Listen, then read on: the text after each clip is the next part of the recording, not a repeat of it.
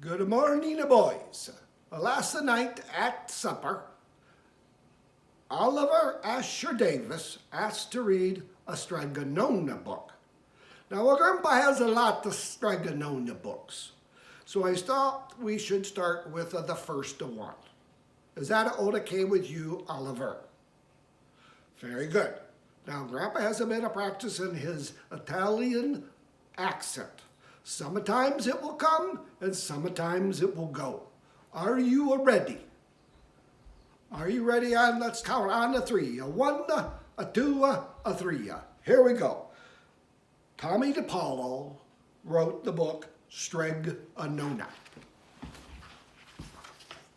It happened in the village in Calabria, Italy.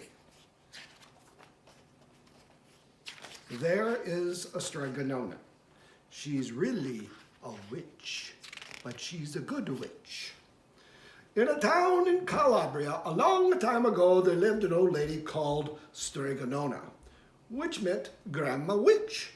Although all the people in the town talked about her in whispers, they all went to see her if they had troubles. Even the priest and the sisters of the convent went, because Stega Nona did have a magic touch. She could cure a headache with oil and water and a hairpin. She made special potions for girls who wanted husbands. And she was very good at getting rid of warts. But Stega Nona was getting old and she needed someone to help her keep her little house and garden. So she put up a sign in the town square. And Big Anthony, who didn't pay much attention, went to see her. "Anthony," said Stega Nona, "you must sweep the house and wash the dishes. You must weed the garden and pick the vegetables. You must feed the goat and milk her. And you must fetch the water. For this, I will give you 3 coins and a place to sleep and food to eat." "Oh, grazie," said Anthony.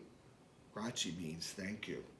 "The one thing you must never do," said Stega Nona, "is touch the pasta pot. It is a very valuable, and I don't let anyone touch it." "Oh, see, yes," said Big Anthony. And so the days went by. Big Anthony did his work, and Stega Nona met with the people who came to see her for headaches and husbands and warts. Big Anthony had a nice bed to sleep in next to the goat shed, and he had food to eat. One evening, when Big Anthony was milking the goat, he heard Stega Nona singing. Peeking in the window, he saw Stega Nona standing over the pasta pot. She sang, "Bubble, bubble, pasta pot, boil me some pasta nice and hot. I'm hungry and it's time to sup. Boil enough pasta to fill me up." And the pasta pot boiled and suddenly filled with steaming hot pasta. Then Stega Nona said, enough, pasta pot. I have my pasta nice and hot. So simmer down my pot of clay until I'm hungry another day." "How wonderful," said Big Anthony. "That's a magic pot for me."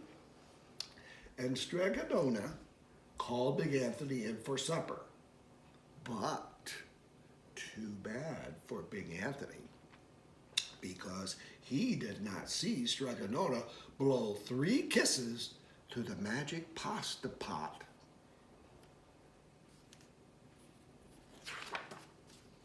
And this is what happened. The next day, Big Anthony went to town square to fetch the water. He told everyone about the pasta pot. And naturally, everyone laughed at him because it sounded so silly.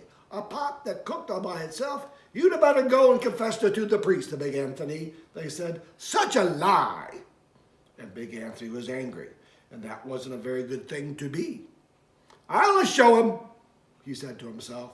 "Someday I will get the pasta pot and make it cook, and then you'll be sorry."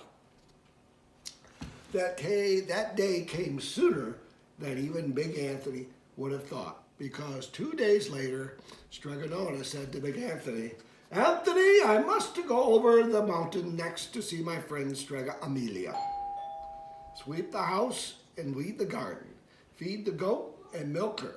And for your lunch, there is some bread and cheese in the cupboard. And remember, don't touch the pasta pot.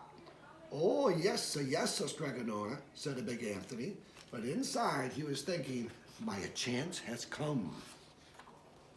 As soon as Stega Nona was out of sight, a big Anthony went inside, pulled the pasta pot off the shelf, and put it on the floor. Now let's see if I can remember the words, said Big Anthony, and Big Anthony sang, a bubble bubble pasta pot, boil me some pasta nice and hot. I'm hungry and it's time to sup, boil enough to fill me up. And sure enough, the pot bubbled and boiled and began to fill up with pasta. Aha, said a Big Anthony, and he ran to the town, jumped on the fountain and shouted, excuse me, everyone get forks and plates, platters and bowls, pasta for all at Stega Nona's house. Big Anthony made the magic pasta pot work. Of course, everyone laughed but ran home to get forks and plates and platters and bowls. And sure enough, when they got to Stega Nona's, the pasta pot was so full, it was beginning to overflow. Big Anthony was a hero. He scooped out pasta and filled the plates and platters and bowls. There was more than enough for all the townspeople, including the priest and sisters from the convent. And some people came back for 2 and 3 helpings, but the pot was never empty. When all had their fill, Big Anthony sang, enough of my pasta pot. I have my pasta nice and hot. So simmer down my pot of clay until I am hungry another day. But, alas, he did not blow the 3 kisses.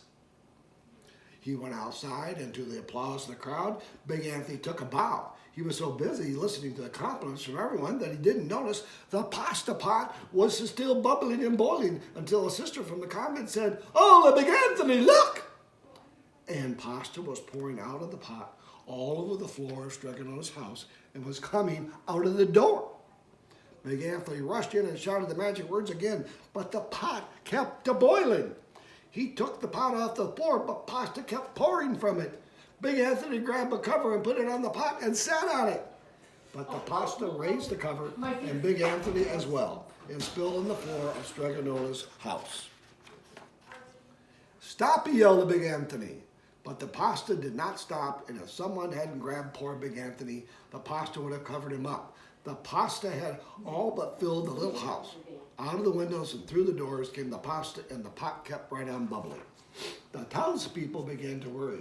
Do something, Big Anthony, they shouted. Big Anthony sang the magic song, but without the 3 kisses, it did no good. By this time, the pasta was on its way down the road, and all the people were running to keep ahead of it. We must protect our town for the pasta, shouted the mayor. Give mattresses, tables, anything to make a barricade. But even that didn't work. The pot kept bubbling and pasta kept coming. We are all lost, said the people, and the priest and the sisters of the convent began praying. The pasta will cover our town, they cried. And it certainly would have, had Stega Nona not come down the road from her visit. She didn't have to look twice to know what had happened. She sang the song, magic song, and blew the 3 kisses. And with a sputter, the pot stopped boiling and pasta came to a halt. Oh, Grazie, thank you, Stega Nona, the people cried. But then they turned on poor Big Anthony. String him up, the men of the town shouted. Now wait, said Stega Nona. The punishment must have fit the crime. And she took a fork from a lady standing nearby and held it out to Big Anthony. All right, Anthony, you wanted pasta from my magic pasta pot, Stega Nona said, and I want to sleep in my little bed tonight. So start eating. And he did. Poor Big Anthony. Yeah.